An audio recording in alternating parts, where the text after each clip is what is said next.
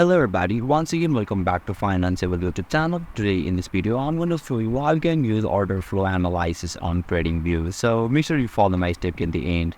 First thing first, I assume that you already have an account on TradingView and already logged in, and now right after that you'll be able to see the interface on the screen where you can see the chart of the BTC USDT, and just right above of this chart you can see the indicators options, which is at the right side of this candlestick icon.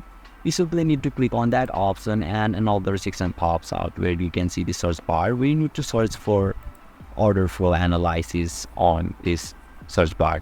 Now right after that, in the combination section you can see the order flow analysis option. You simply need to click on that option, and now you'll be able to add your order flow analysis successfully. So this is how we can use your order flow analysis in TradingView. And if you still encounter any issue during this process, then please leave a comment and I'll be happy to assist you. If you found this video helpful, please give it a thumbs up, and if you are new to this channel, make sure to hit the subscribe button and set the bell icon to on so that you can stay updated with our latest content. Thank you for watching, and I'll see you next time.